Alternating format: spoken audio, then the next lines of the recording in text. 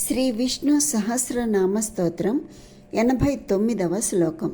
సహస్రార్చి సప్త జిహ్వ సప్తైదా సప్తవాహనః అమూర్తిరనఘోచింత్యో భయకృద్భయనాశనః. సహస్రార్చిః సప్త జిహ్వః సప్తైదాః సప్తవాహనః. ఇందులో సహస్రార్చిః అనగా అనంత కిరణములతో ప్రకాశించువాడు, సహస్ర సూర్య సమాన తేజస్సుతో ప్రకాశించువాడు అని.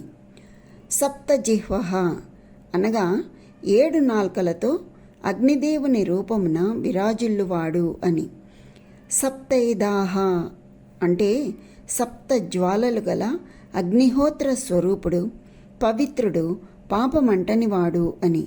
సప్తవాహనః అనగా సప్త అను అశ్వము వాహనముగా కలవాడు, సూర్యస్వరూపుడు.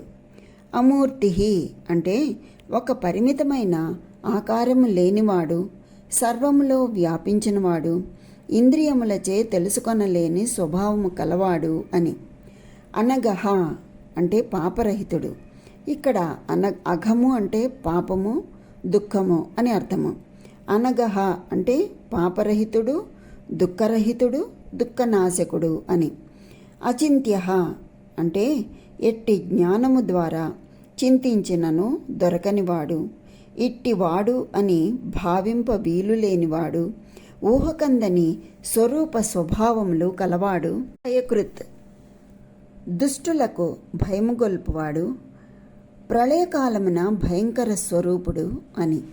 భయనాశనః అనగా సజ్జనుల సన్మార్గుల భయము పోగొట్టువాడు, శరణాగతులకు అభయమునిచ్చువాడు అంటే భక్తులకు అభయమును ఇచ్చువాడు అని. ఈ శ్లోకంలో మనకి 826వ నామం నుండి 834వ నామం వరకు తెలియచేసి ఉన్నారు. సహస్రార్చి సప్త జిహ్వ సప్తైదా సప్తవాహనః అమూర్తిరనఘోచింత్యో భయకృద్భయనాశనః అనగా అనంత కిరణములతో ప్రకాశించుచు సప్త అను అశ్వము వాహనముగా గల సూర్యస్వరూపుడు మరియు అగ్నిస్వరూపుడై అగ్నిదేవుని వలె పాపము అంటనివాడు ఆయన.